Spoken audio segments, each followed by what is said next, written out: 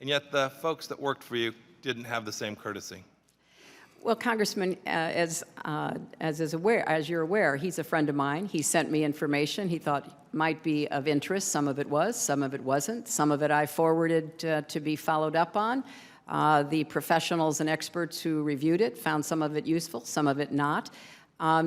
He had no official position in the government, and he was not at all my advisor on Libya. He was a friend who sent me information that he thought might be in some way helpful. Madam Secretary, I have lots of friends. They send me things. I've never had somebody send me a couple of pieces of intelligence with the level of detail that Mr. Blumenthal sent me every week. That's a special friend. Well, it was information that had been shared with him that he forwarded on. And as someone who got the vast majority of the information that I acted on from official channels, I read a lot of articles that brought new ideas to my attention, and occasionally people, including him and others, would give me ideas.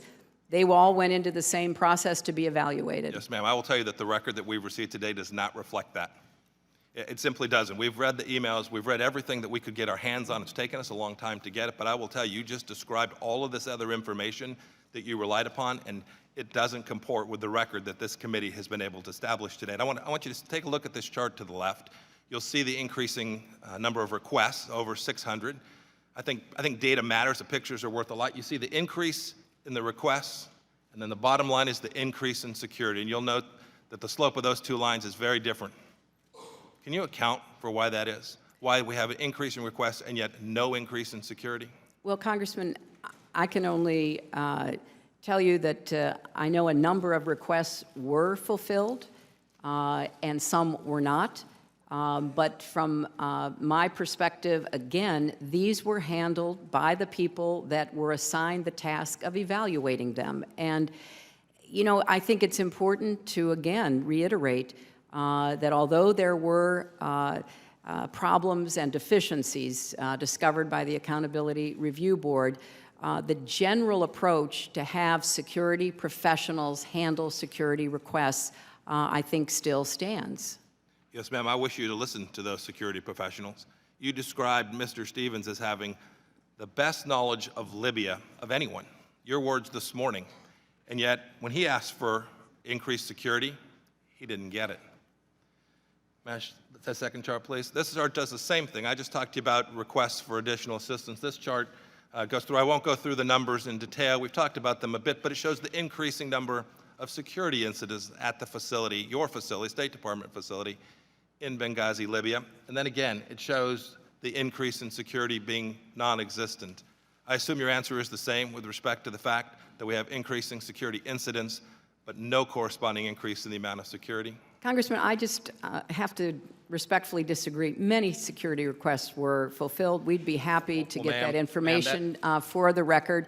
Yes. So I can't really tell what it is you're putting on that poster, but I know that a number of the security requests were fulfilled for Benghazi. Yes, what it shows is that the number of direct diplomatic security agents at the beginning of 2012 and those that were there the day of the murder of 4 Americans is no different.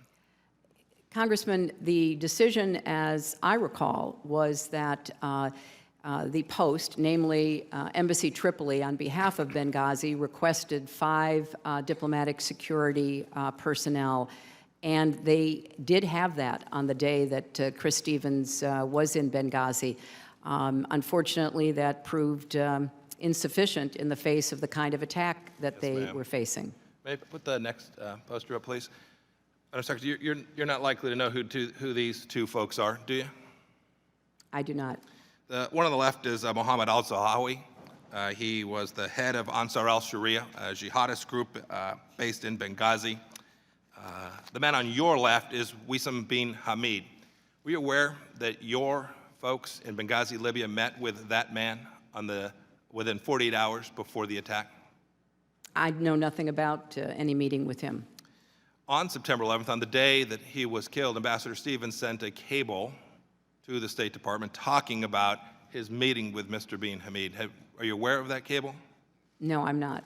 He said in his cable, he said they, referring to Mr. Wissam bin Hamid, they wanted an introductory meeting. They were here. They asked us what we needed to bring security to Benghazi. So your officials were meeting with this man on the ground in Benghazi, Libya, discussing security 2 days before that. But in August of that same year, the United States government had said that this very man was, quote, a young rebel leader who allegedly fought in Iraq under the flag of al-Qaeda. Were you aware that our folks were either wittingly or unwittingly meeting with al-Qaeda on the ground in Benghazi, Libya, just hours before the attack? I know nothing about this, Congressman. I think that's deeply disturbing. I think the fact that your team was meeting with I'm folks... sorry, which team is this, Mr.? Yeah, it would have been, we don't know exactly who Well, it would be held the meeting with helpful... him. It would have been one of your State Department employees, Madam Secretary. I don't know which one. Perhaps you could enlighten us, or we can get the records we need to do so. Well, but to date, we've not been able to learn that. Well, since we didn't have an ongoing significant presence of State Department personnel in Benghazi, I don't know to whom you are referring. Mr. Chairman, I'll yield back the balance of my time. Gentleman from Kansas yields. The chair will now recognize the gentlelady from California, Ms. Sanchez. Thank you, Mr. Chairman, and thank you, Madam Secretary, for coming again to answer our questions. We know that over the last 17 months, there have been a number of allegations that have been made with respect to you, and when the facts and the testimony and the record don't support that, we seem to move on to the next, new allegation. One of the more recent ones is that Republicans are claiming that because you received emails from Sidney Blumenthal, that he was your primary source for intelligence. Now, Chairman Gowdy claimed that Mr. Blumenthal was, and I'm going to quote him here, quote, Secretary Clinton's primary advisor on Libya because nearly half of all the emails sent to and from Secretary Clinton regarding Benghazi and Libya prior to the Benghazi terrorist attacks involved Sidney Blumenthal, end quote. He also claimed that Mr. Blumenthal was, and I'm quoting again, one of the folks providing her the largest volume of information about Libya. Secretary Clinton, was Sidney Blumenthal your primary policy advisor or your primary intelligence officer? No, of course not.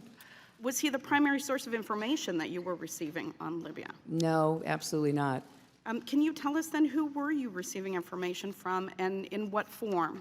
Because there's been a particular emphasis on email communication and email communication only. Well, as I testified earlier, I did not primarily conduct business on email with officials in our government. And I think the emails that have been produced this far demonstrate that as well. As I said, I got intelligence briefings from the intelligence community. I had a very experienced group of senior diplomats who knew quite a bit about Libya. Deputy Secretary Bill Burns had been our nation's top diplomat who actually had negotiated with Gaddafi.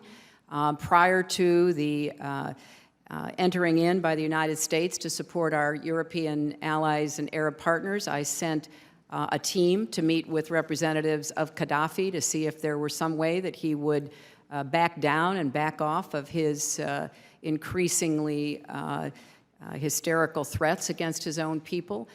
We had people like the ambassador that I referenced earlier who had served in Libya and had the occasion to observe and meet with Gaddafi.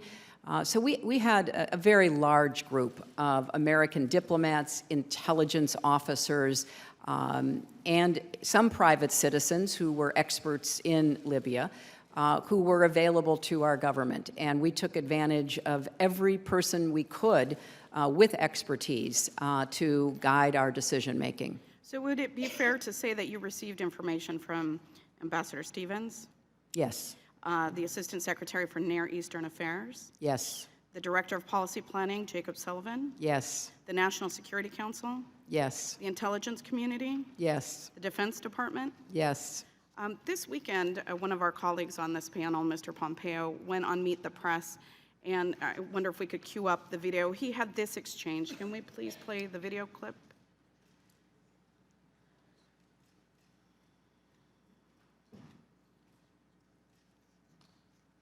Mr. Blumenthal, it goes directly to this security issue. We see now that Former Secretary Clinton relied on Mr. Blumenthal for most of her intelligence. That is, she was relying That is on factually not No, correct. it is absolutely Relied factually on correct. Mr. Blumenthal for most of her intelligence. Ms. You have- Mitchell, take a look at the email trails, That's and you will just- see. I cover the State Department. That is just factually not correct. we do- That clip, for me, just defies all logic, and I think Andrea Mitchell correctly called him out on something that was a falsehood.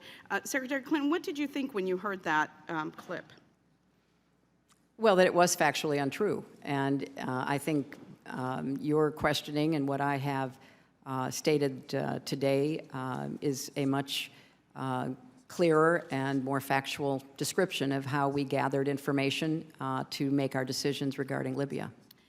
With your answer that you believe it to be factually incorrect, I just want to add that the Washington Post fact checker immediately awarded that claim for Pinocchio's, which is the worst rating possible.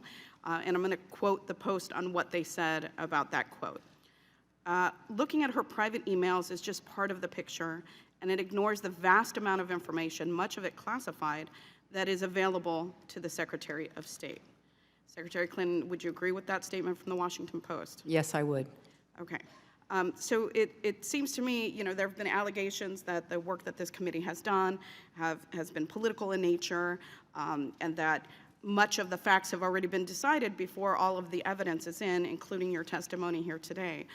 When I see clips like that, it sort of supports the theory that this panel is not really interested in investigating what happened just prior to, the evening of, and immediately in the aftermath of September 11, 2012, but that in fact there is another motive behind that.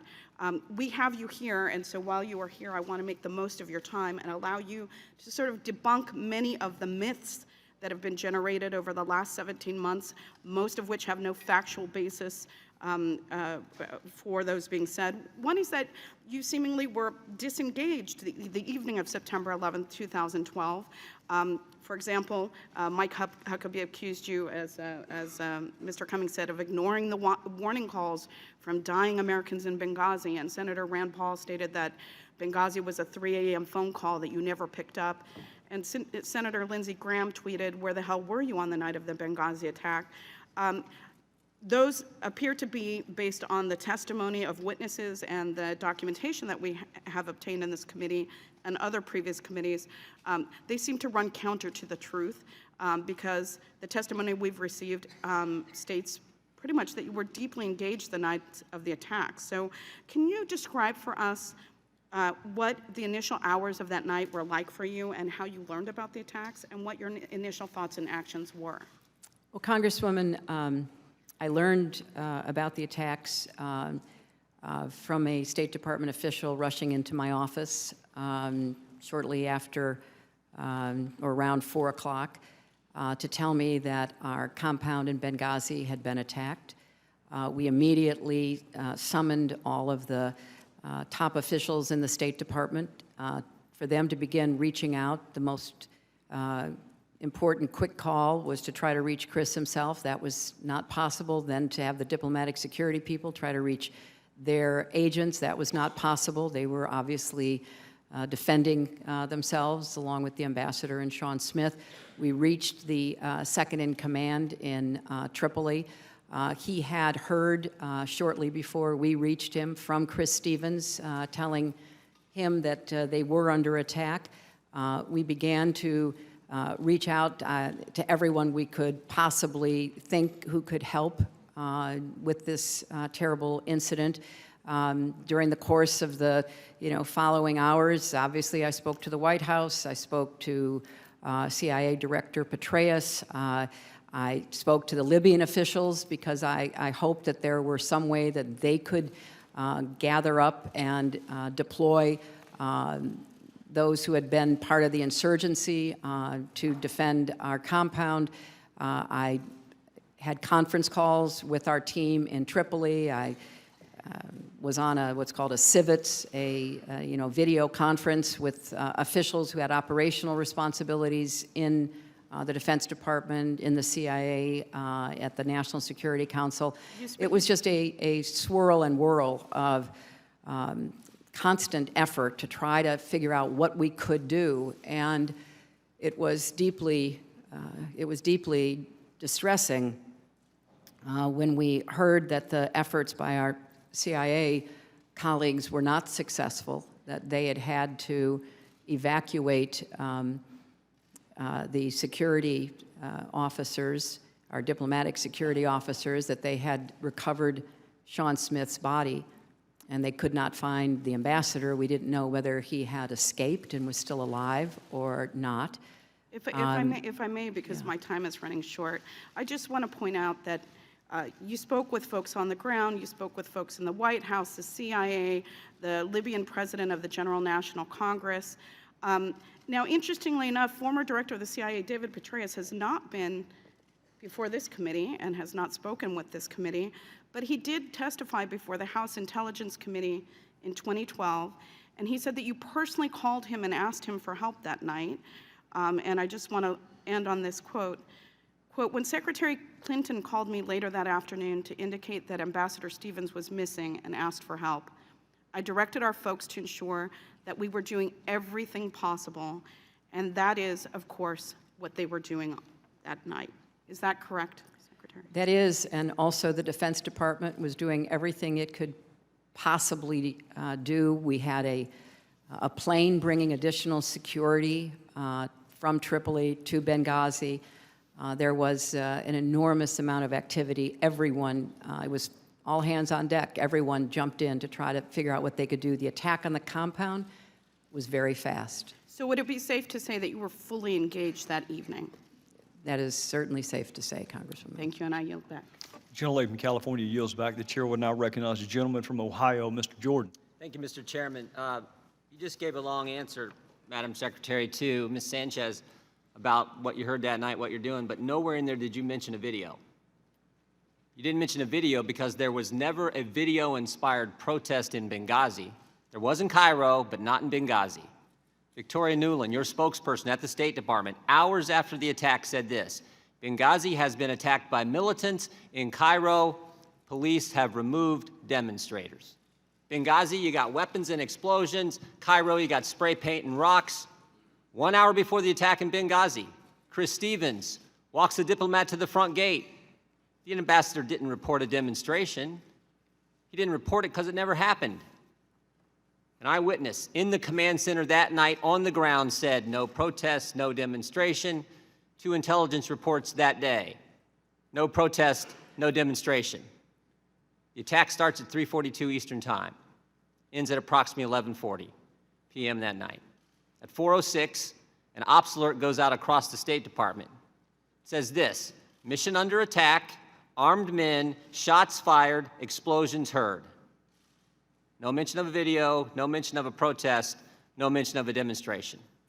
But the best evidence is Greg Hicks, the #2 guy in Libya, the guy who worked side by side with Ambassador Stevens. He was asked if there had been a protest, would the ambassador have reported it? Mr. Hicks' response: absolutely. For there to have been a demonstration on Chris Stevens' front door and him not to have reported it is unbelievable, Mr. Hicks said. He said, secondly, if it had been reported, he would have been out the back door within minutes, and there was a back gate. Everything points to a terrorist attack. We just heard from Mr. Pompeo about the long history of terrorist incidents, terrorist violence in the country, and yet 5 days later, Susan Rice goes on 5 TV shows, and she says this: Benghazi was a spontaneous reaction as a consequence of a video.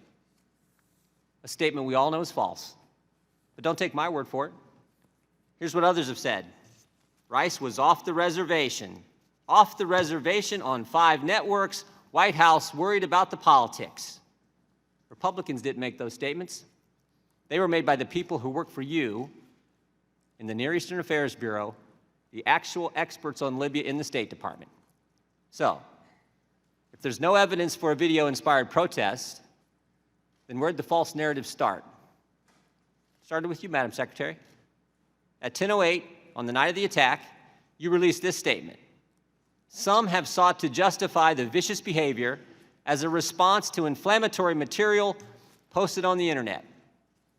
At 10:08, with no evidence, at 10:08, before the attack is over, at 10:08, when Tyrone Woods and Glenn Doherty are still on the roof of the annex fighting for their lives, the official statement of the State Department blames a video. Why? During the day on September 11th, as you did mention, Congressman, there was a very large protest against our embassy in Cairo.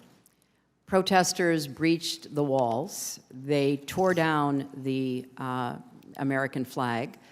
And it was of grave concern to us because the inflammatory video had been shown on Egyptian television, which has a broader reach than just inside Egypt.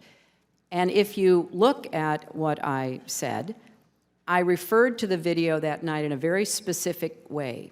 I said, some have sought to justify the attack because of the video.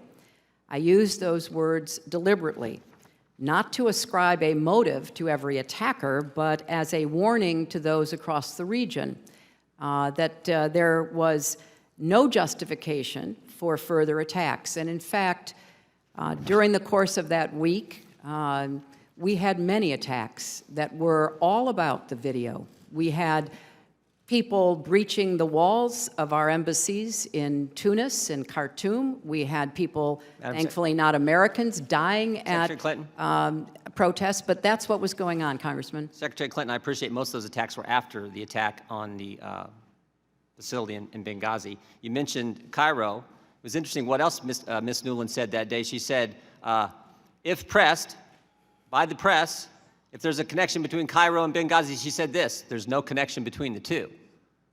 So here's what troubles me. Your experts knew the truth. Your spokesperson knew the truth. Greg Hicks knew the truth.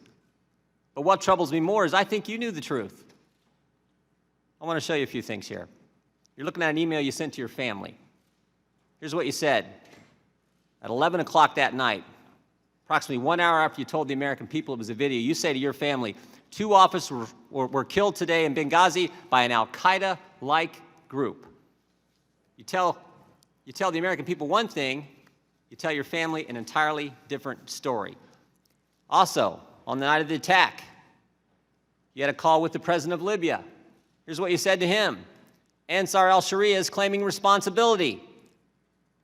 It's interesting, Mr. Katala, one of the guys arrested and charged, actually belonged to that group. And finally, and most significantly, the next day, within 24 hours, you had a conversation with the Egyptian prime minister. You told him this: we know the attack in Libya had nothing to do with the film.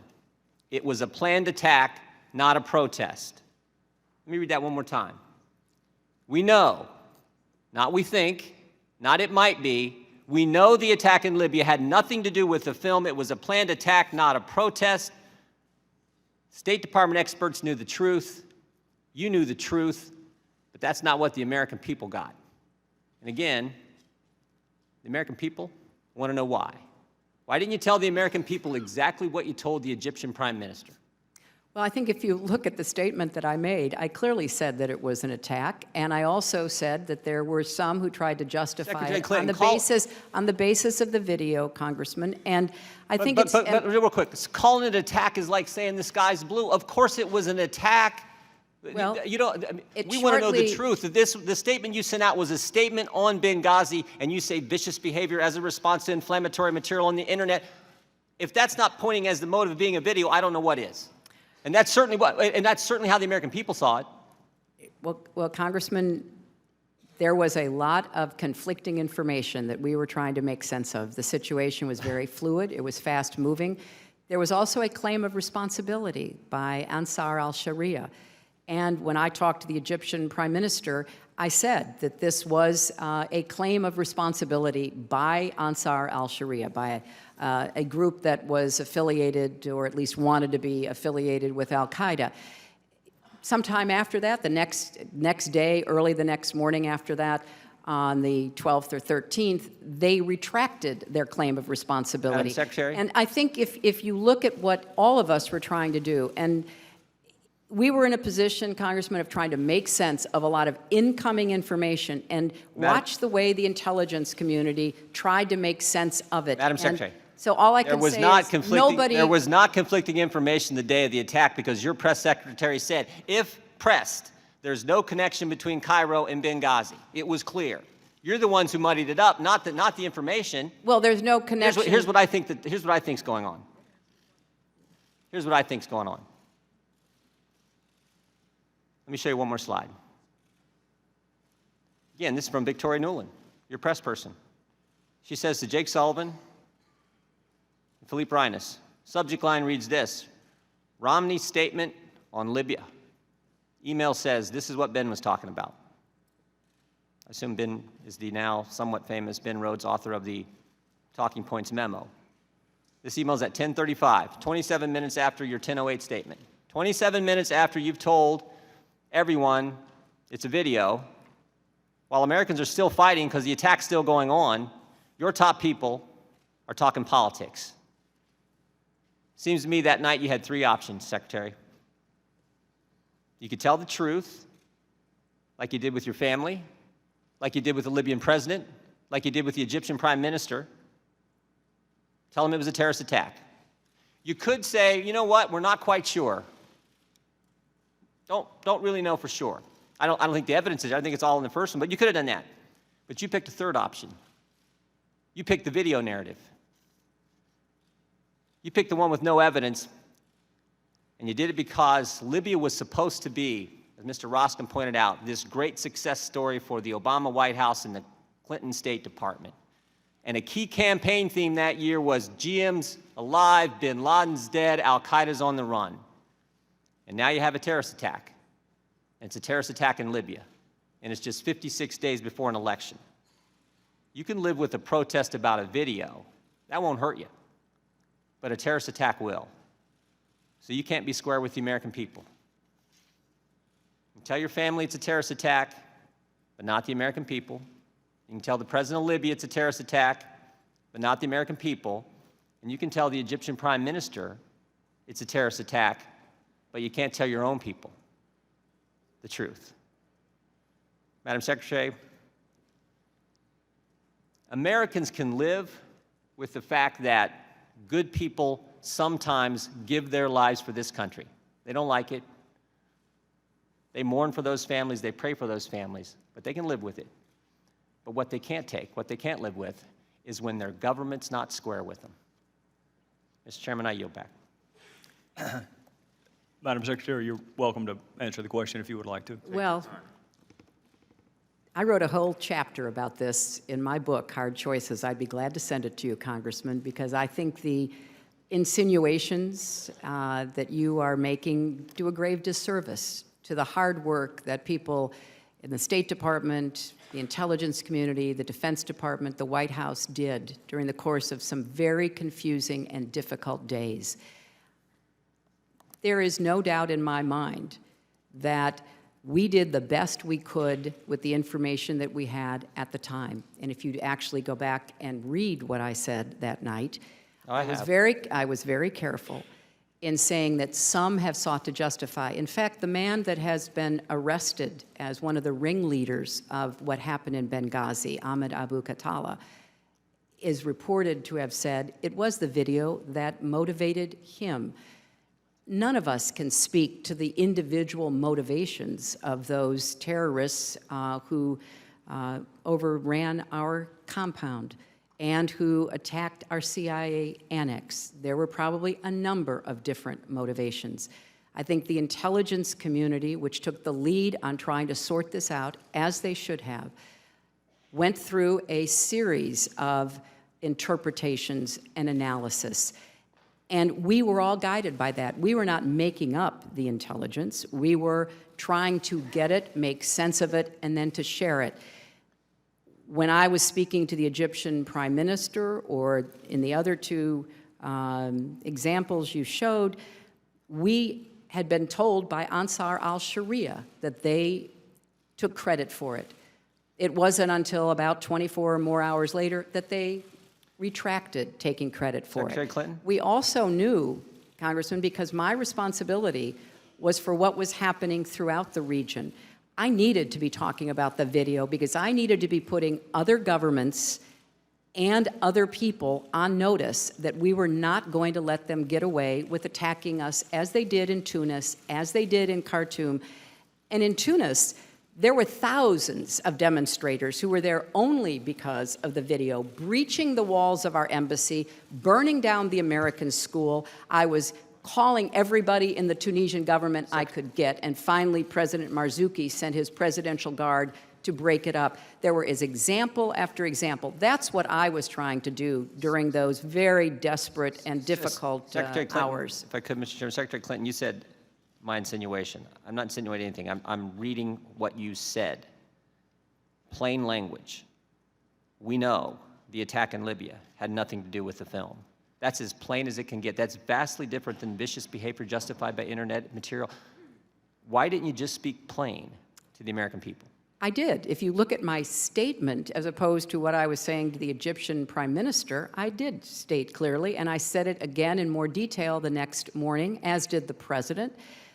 I'm sorry that it doesn't fit your narrative, Congressman. I can only tell you what the facts were. And the facts, as the Democratic members have pointed out in their most recent collection of them, support this process that was going on where the intelligence community was pulling together information. And it's very much harder to do it these days than it used to be because you have to monitor social media, for goodness sakes. That's where the Ansar al-Sharia claim was placed. I think the intelligence community did the best job they could, and we all did our best job to try to figure out what was going on and then to convey that to the American people. Gentleman's time has expired. Chair will now recognize the gentleman from California, Mr. Schiff.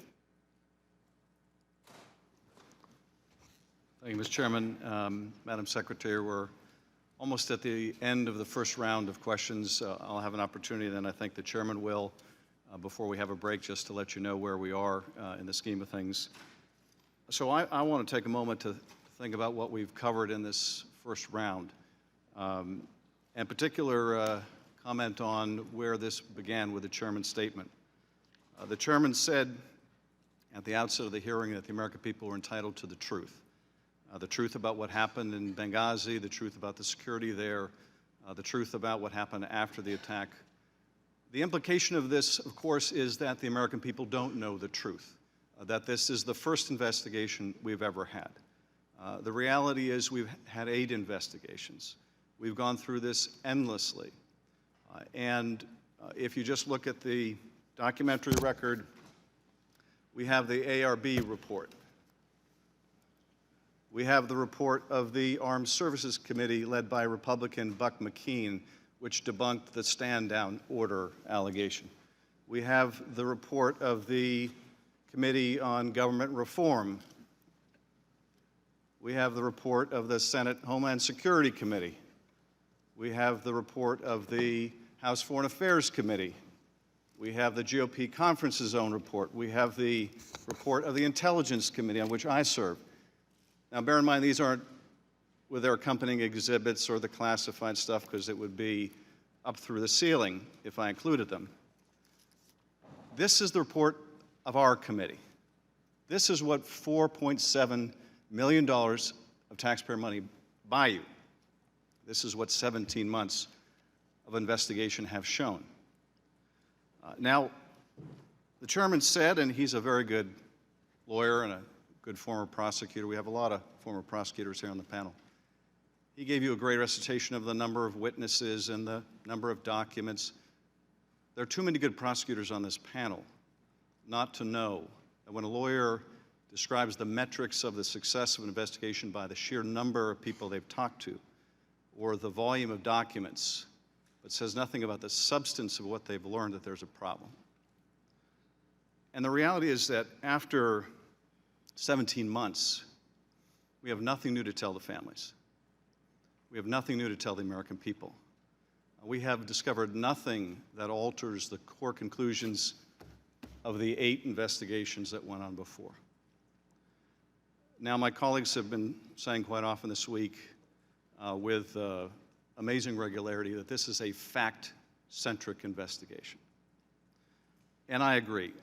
So I'd like to talk about some of the facts which are centric to this investigation, because while the American people are entitled to the truth about Benghazi, they're also entitled to the truth about our committee. Fact.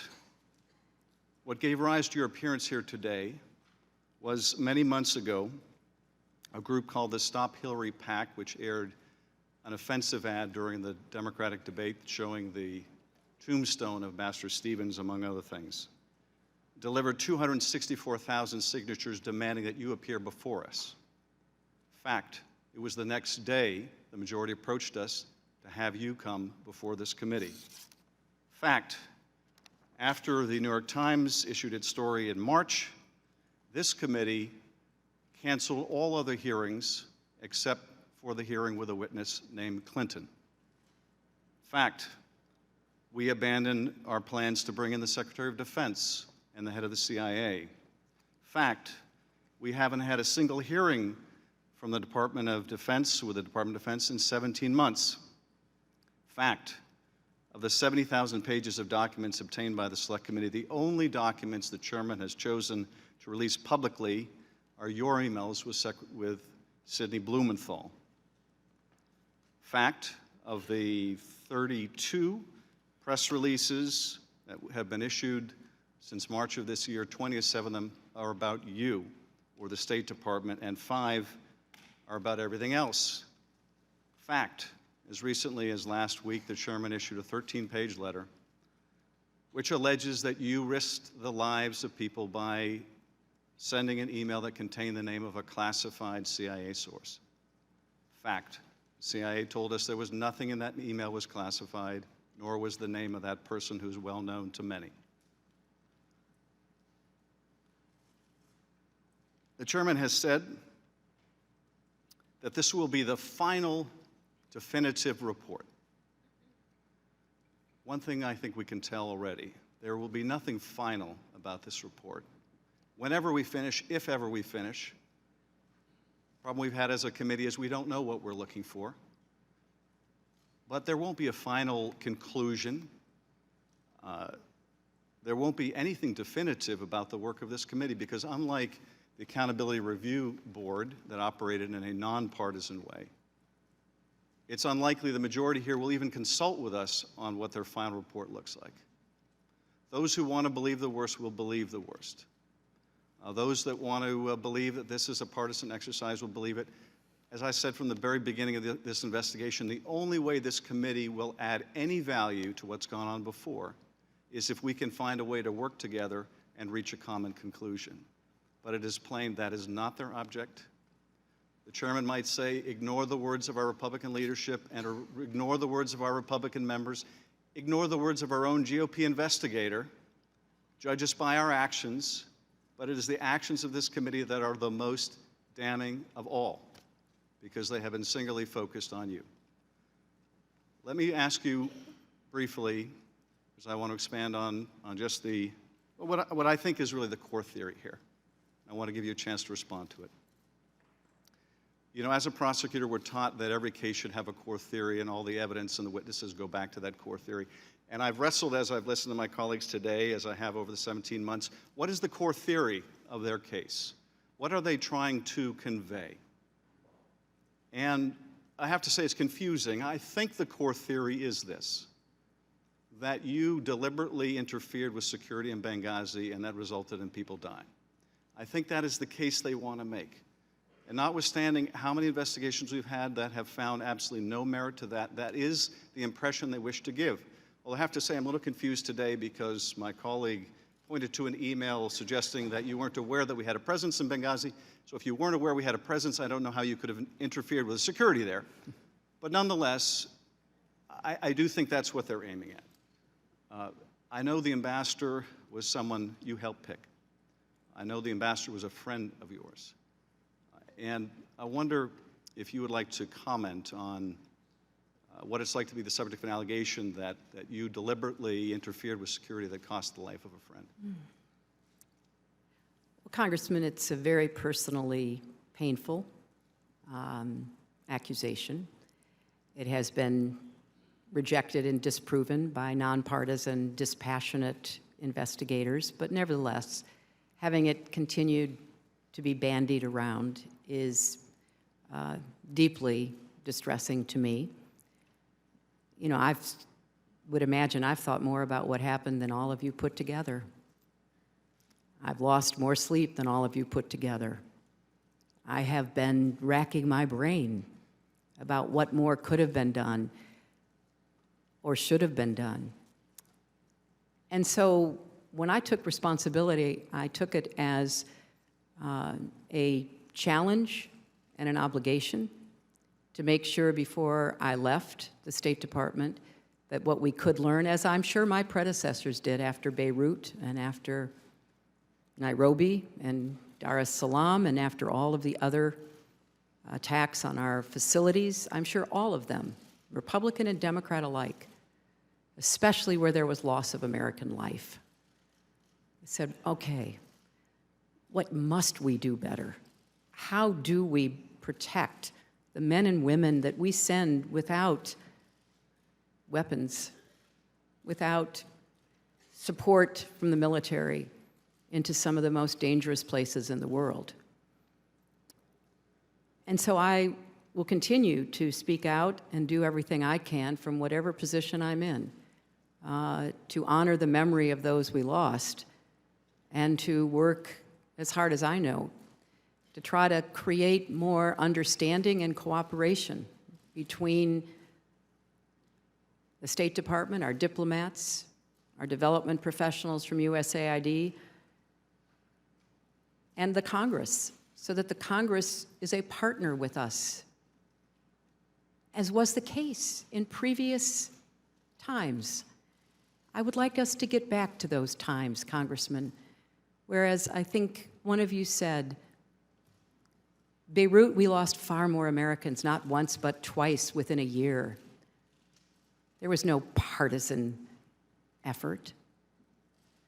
People rose above politics. A Democratic Congress worked with a Republican administration to say, what do we need to learn? Out of that came the legislation for the Accountability Review Board. Similarly, after we lost more Americans in the bombings in East Africa, again, Republicans and Democrats worked together. Said, what do we need to do better? So I'm an optimist, Congressman. I'm hoping that that will be the outcome of this and every other effort so that we really do honor not only those we lost, but all those who, right as we speak, are serving in dangerous places, representing the values and the interests of the American people. Thank you, Madam Secretary. Gentleman from California yields back. I'm going to address a couple of things that he said and then recognize myself. Because he invoked the family members of the four, Madam Secretary, and partially this will be for your benefit also, but I want to specifically address the family members that are here. There is no theory of the prosecution, Mr. Schiff, because there is no prosecution. There's a very big difference between a prosecution where you already have reached a conclusion and you're just trying to prove it to people. This is an investigation, which is why it's so sad that nowhere in that stack that you just put up there, where the emails of Secretary Clinton, the emails of the ambassador, 50,000 pages worth of documents, eyewitnesses, that's the real tragedy. To the family and the friends, when you're told that there have been 7 previous investigations in an ARB, you should immediately ask, why did you miss so many witnesses? Why did you miss so many documents? This is not a prosecution, Mr. Schiff. You and I are both familiar with them. I've reached no conclusions, and I would advise you to not reach any conclusions either until we reach the end. There are 20 more witnesses. So I'll agree not to reach any conclusions if you'll do the same. With that, Madam Secretary, regardless of where he ranked in the order of advisors, it is undisputed that a significant number of your emails were to or from a Sidney Blumenthal. Now, he did not work for the State Department. He didn't work for the U.S. government at all. He wanted to work for the State Department, but the White House said no to him. Do you recall who specifically at the White House rejected Sidney Blumenthal? No, I do not. After he was turned down for a job at the State Department by the White House, he went to work where? I think he had a number of consulting contracts with different entities. Well, if he had a number of them, do you recall any of them? I know that he did some work for my husband. Well, he worked for the Clinton Foundation. That's correct. Okay. He worked for Media Matters. I'm sure he did. He worked for Correct the Record. I'm sure he did.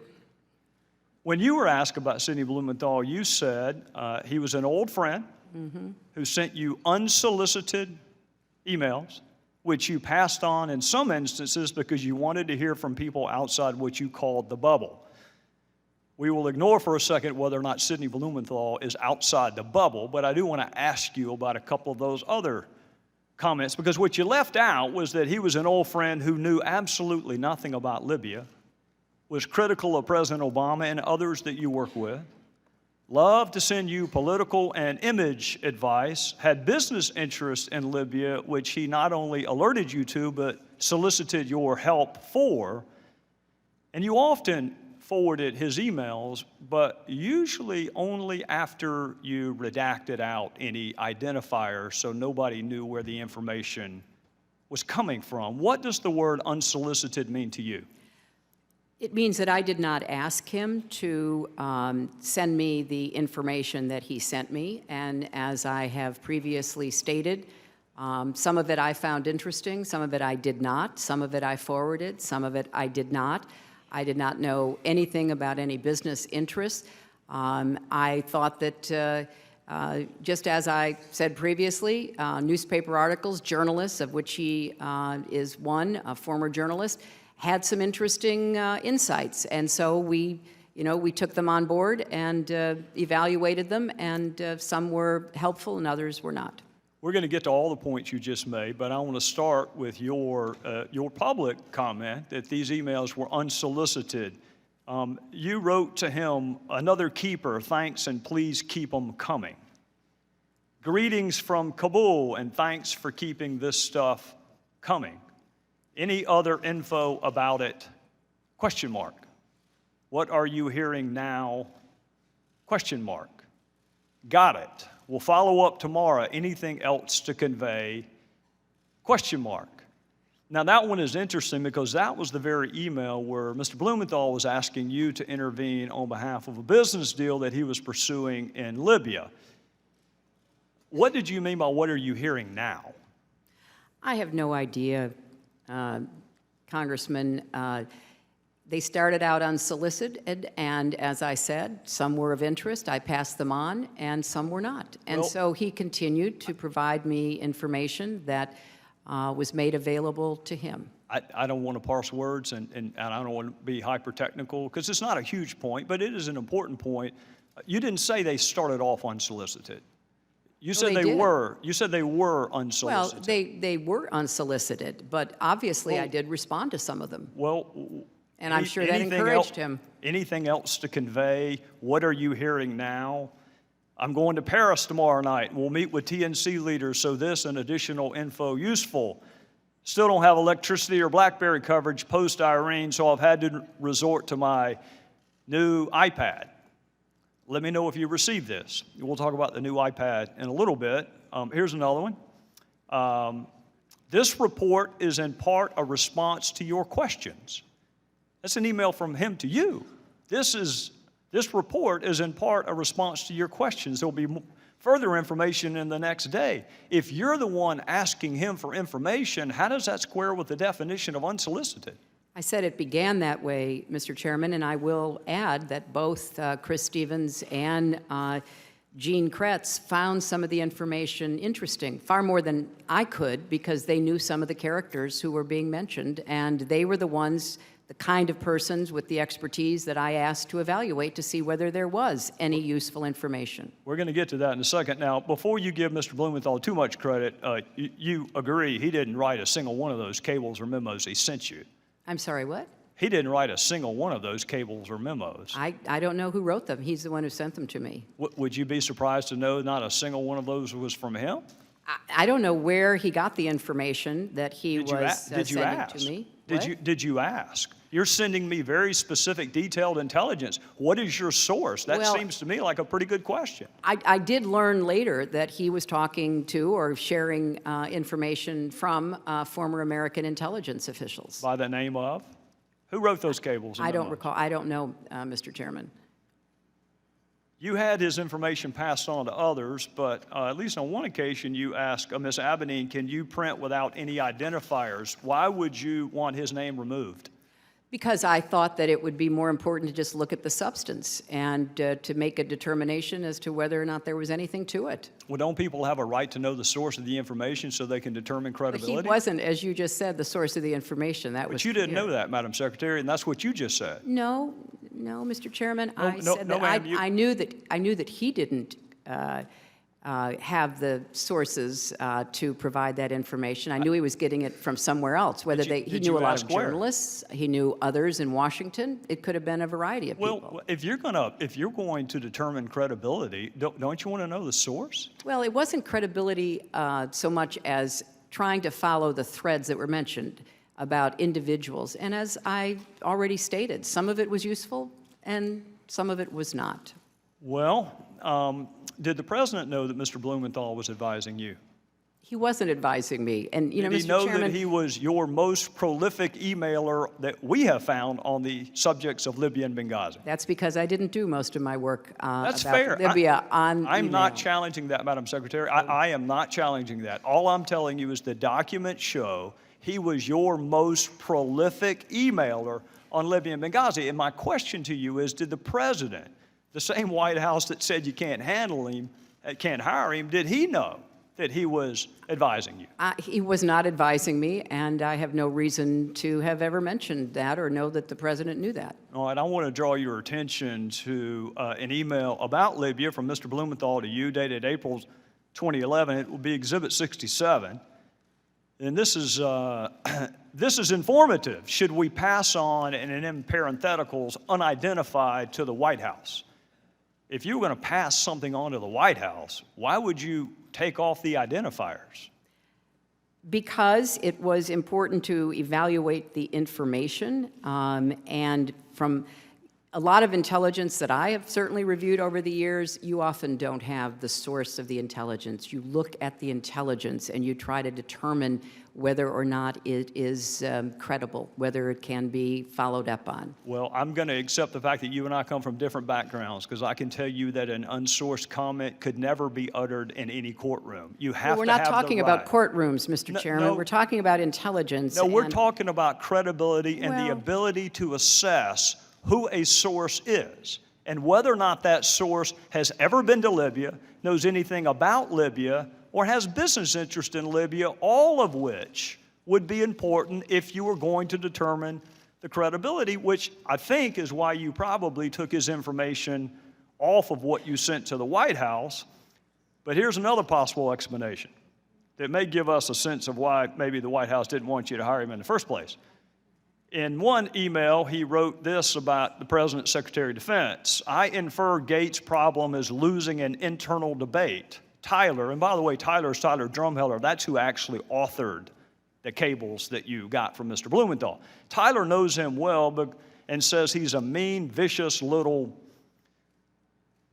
I'm not going to say the word, but he did.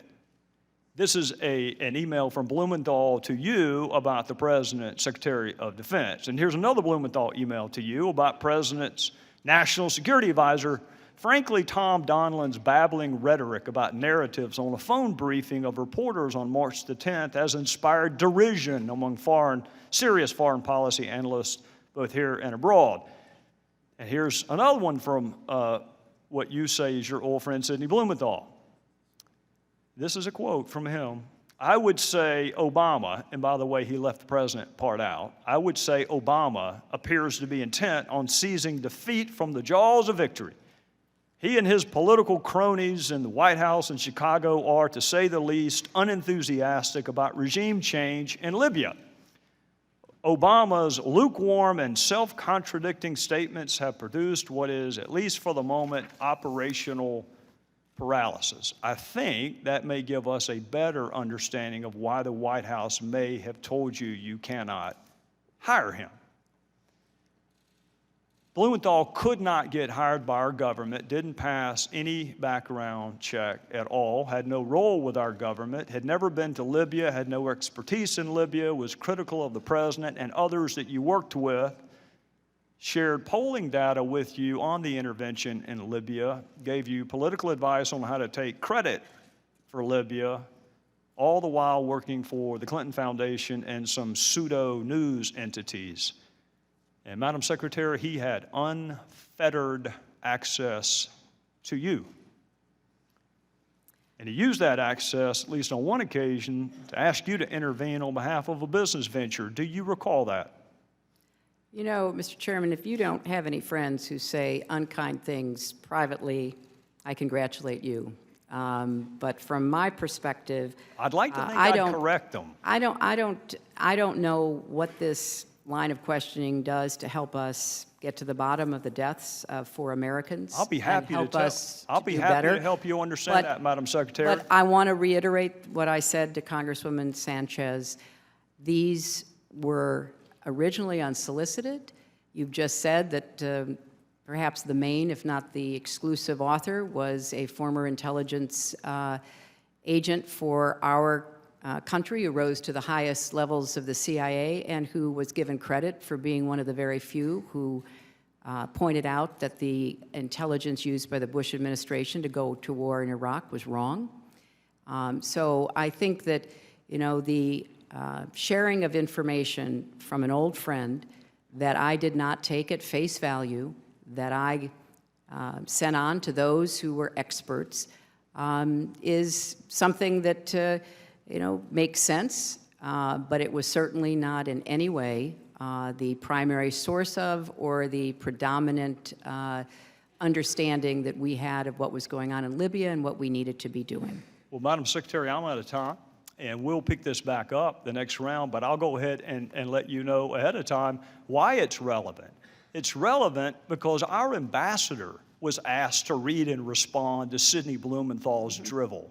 It was sent to him to read and react to. In some instances, on the very same day he was asking for security. So I think it is eminently fair to ask why Sidney Blumenthal had unfettered access to you, Madam Secretary, with whatever he wanted to talk about, and there's not a single solitary email to or from you, to or from Ambassador Stevens. I think that is fair, and we'll take that up next Gentleman round. yield. Gentleman yield. Sure. Thank you. Mr. Chairman, you've made several inaccurate statements over the past month as you have tried to defend against multiple Republican admissions that the Select Committee has been wasting millions of tax dollars to damage Secretary Clinton's bid for president. On Sunday, you made another inaccurate statement during your appearance on Face the Nation, and it's being taken up here, and this is the relevance. Here's what you said, and I quote, "There are other folks who may have equities in her emails, and there may be other entities who are evaluating her emails. But my interest in them is solely making sure that I get everything I'm entitled to so that I can do my job. The rest of it, classification, Clinton Foundation, you name it, I have zero interest in it, which is why you haven't seen me send a subpoena related to it or interview a single person other than Brian Pagliano, because I need to know that the record is complete." And I'm going back to the truth, the whole truth, and nothing but the truth. I'm Mr. waiting. Chairman, let me finish. I'm waiting on you. Let me- I've been very I'm patient. coming, just wait. I'm waiting on the All right, inaccurate statement. statement. I'm getting there. Mr. Chairman. Well, we gotta take your a break. statement was, well, it's not going to take long. You took up 4 minutes over, so let me have 3. I've let everybody go over, Thank including you, Mr. Thank Congress. you very much. You issued a subpoena to Sidney Blumenthal on May 19th, 2015, compelling him to appear for a deposition on June 16, 2015. You issued this subpoena unilaterally without giving the Select Committee members the opportunity to debate or vote on it. You sent 2 armed marshals to serve the subpoena on Mr. Blumenthal's wife at their home without having ever sent him a request to participate voluntarily, which he would have done. Then, Mr. Chairman, you personally attended Mr. Blumenthal's deposition. You personally asked him about the Clinton Foundation, and you personally directed your staff to ask questions about the Clinton Foundation, which they did more than 50 times. Now, these facts directly contradict the statements you made on national television this last Sunday. No, sir. With all due respect, they do not. We just heard email after email after email about Libya and Benghazi that Sidney Blumenthal sent to the Secretary of State. I don't care if he sent it by Morse code, carrier pigeon, smoke signals. The fact that he happened to send it by email is irrelevant. What is relevant is that he was sending information to the Secretary of State. That is what's relevant. Now, with respect to the subpoena, if he'd bothered to answer the telephone calls of our committee, he wouldn't have needed a subpoena. Would the gentleman yield? I'll be happy to, but you need to make sure the entire record is correct, Mr. Cummings. And that's exactly what I want to do. Well, then go ahead. I'm about to tell you. I move that we put into the record the entire transcript of Sidney Blumenthal. We're going to release the emails. Let's do the transcript. That way the world can see it. Well, that motion. we didn't. The motion has been seconded.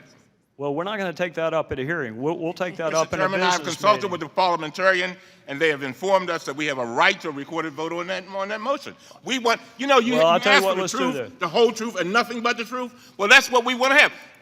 Let the world see it. Why is it that you only want Mr. Blumenthal's transcript released? Why don't you I'd want like the to have all of survivors? them released. The survivors, even their names? Let me you tell want you that? something. No, you want that released? Let me tell you something. Right now, The only one right you've now, asked the for only is Sidney Blumenthal. the That's the only one you've asked for. That and Miss Mills. Cheryl Mills.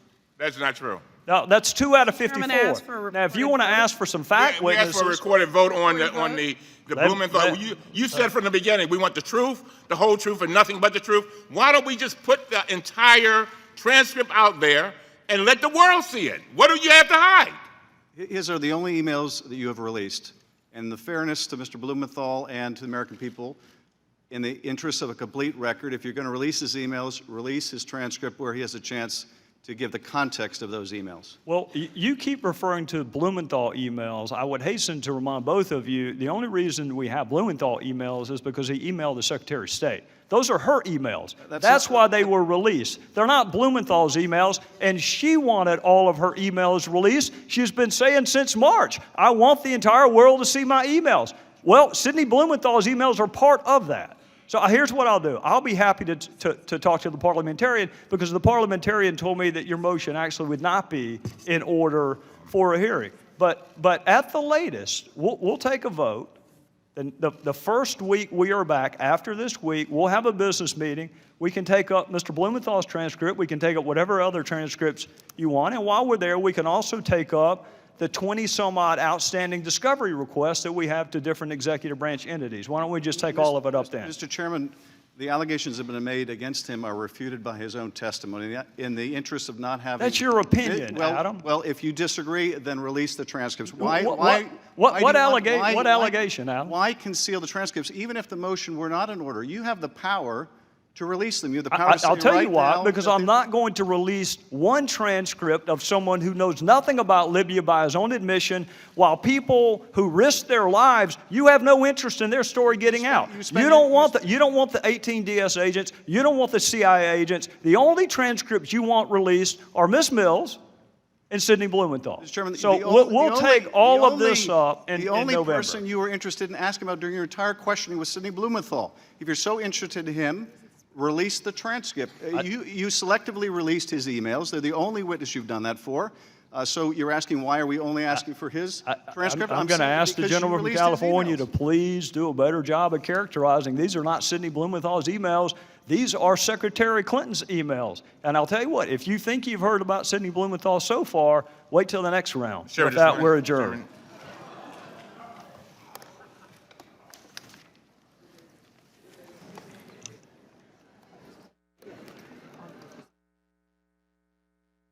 We're in recess.